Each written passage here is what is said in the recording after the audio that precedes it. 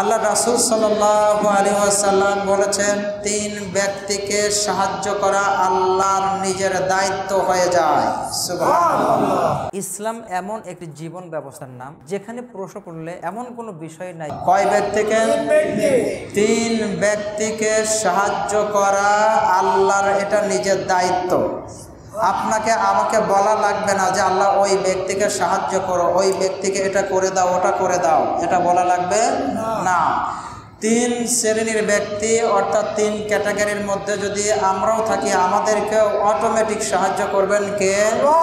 বলেন কে? আল্লাহ। সেই 3 শ্রেণীকে আল্লাহ রাসূল বলেন, আল মুকাতাবু আল্লাযী ইউরিদুল আদা। ওই গোলাম, ওই দাস, যেই ব্যক্তি ঋণগ্রস্ত আছে, ঋণ পরিশোধের জন্য যেই ব্যক্তি আল্লাহ রাব্বুল আলামিনের কাছে সাহায্য কামনা করে বা নিজে ইচ্ছা করে, নিজের নিয়ত করে, আল্লাহ আমি এই ঋণটা যেভাবে হোক পরিশোধ করব। এই নিয়ত যদি কেউ করে, অর্থাৎ ঋণগ্রস্ত ব্যক্তি এই নিয়ত করে, তার ওই ঋণ মুক্ত করার, ঋণ পরিশোধ করার দায়িত্বটা, সাহায্য করার দায়িত্বটা নিয়ে নেয় কে? এটা আল্লাহর দায়িত্ব। 2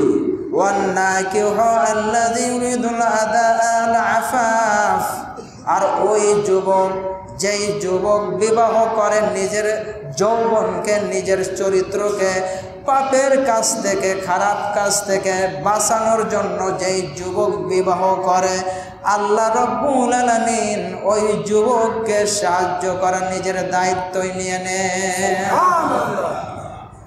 তাহলে যদি একটা ছেলে, যদি একটা মানুষ, সে ছেলে হোক মেয়ে হোক, যদি তারা বিয়ের উপযুক্ত হয়ে যায়, তাদেরকে বিয়ে দিয়ে দেওয়ার দায়িত্বটা গার্জেনের জন্য কি ফরজ না নফল? ফরজ, যেটা অত্যাবশ্যকীয়। আর যদি বিয়েটা দিয়ে দেওয়া হয় আর ওই যুবকের নিয়তটাকে যে আল্লাহ আমি বিয়ে করছি আমার নিজের চরিত্রকে কলুষিত মুক্ত থেকে বাঁচানোর জন্য, অশ্লীলতা, জেনা, ব্যভিচার, খারাপের থেকে বাঁচানোর জন্য আমি বিবাহ করছি, যদি এই নিয়ত করে কেউ বিয়ে করে, তাহলে ওই ব্যক্তিকে সাহায্য করার দায়িত্ব নিয়ে নেন কে?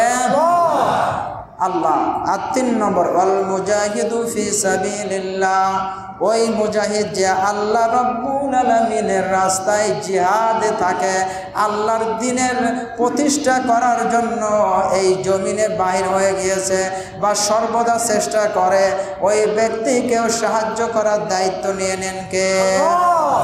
এই 3 ব্যক্তিকে আল্লাহ সাহায্য করার দায়িত্ব আল্লাহর হক। এটা আল্লাহর হক, মানে আল্লাহ সাহায্য করবেই করবে, এর মধ্যে কোনো সন্দেহ নাই। তাহলে যুবক যারা আছো, তোমরা অবৈধ সম্পর্ক না গড়ে, অবৈধ কোনো রিলেশন না করে, যদি তোমাদের নিজের যৌবনকে কন্ট্রোল করার জন্য, পাপ কাজ থেকে বাঁচানোর জন্য নিজে বিয়ের ব্যবস্থা করে ফেলো, পিতা মাতার কাছে বলে যদি তুমি বিয়ের ব্যবস্থা করে ফেলো, তাহলে তোমার ইনকামের সোর্স, তোমার রিজিকের দ্বার সব কিছু উন্মুক্ত করে দেবে কে? দেবেই দেবে। এটা বাস্তব প্রমাণে আমার অনেক দেখা আছে, দেবেই, আল্লাহ সাহায্য করবে। আর যদি বিবাহের পরে, আরেকটা কথা এখানে বলে রাখি, বিবাহের পরে বিবাহিত কোনো মানুষ যদি কোনো মহিলার সাথে অবৈধ রিলেশন সম্পর্ক করে বা রাখে, তাহলে তার কি হবে? হ্যাঁ, একটা প্রশ্ন থাকে কি থাকে না? যেহেতু বুঝলাম যারা যুবক, আপনি তো যুবকদের পক্ষে চলে গেলেন, যুবকদের বলছেন না, যুবকদের পক্ষে রাসূল গিয়েছেন, আমি যুবকের পক্ষে যাব। যুবকদের পক্ষে আল্লাহ স্বয়ং নিজে, ঠিক না বেঠিক? সেটা কি? যে বিবাহ করলে তাদেরকে সাহায্য করবে আল্লাহতে। আমার বলতে সমস্যা কি? সমস্যা আছে? সমস্যা নাই। কোনো বিবাহিত পুরুষ যদি বিবাহ করার পরেও যদি অবৈধ কোনো মহিলার সাথে অবৈধ কোনো সম্পর্ক, রিলেশন করে, ভালো করে শুনে রাখুন, ওই ব্যক্তি গরিব হবেই হবেই হবেই হবে। কথা কি বোঝাতে পারলাম? গরিব হবে, যত বড় ধনী হোক না কেন, যত টাকা পয়সা হোক, এমন এক সময় দেখবেন যে নিজে আর ভাত নেই, নিজের ভাতটা যে নিজের থেকে খাবে, এইরকম পরিমাণে অ্যাবিলিটি তার থাকবে না। সুতরাং অবৈধ সম্পর্ক গড়তে হলে পরে আবার চিন্তা ভাবনা করে করো। আর জাহান্নাম তো এর বিপরীতে আছেই, জাহান্নামে তো যাওয়া লাগবেই। কারণ আল্লাহ বলেছেন যে যারা জিনা ব্যভিচারের কাছে যায় ওগুলো হচ্ছে ফাহিশাতি কাজ, আর যারা ফাহিশাতি কাজ করে আর তাদের জন্য আমি আল্লাহ জাহান্নাম জাহিম রেখে দিয়েছি, বলে নাউজুবিল্লাহ। সুতরাং খারাপ কাজের থেকে বাঁচার দরকার আছে না নাই?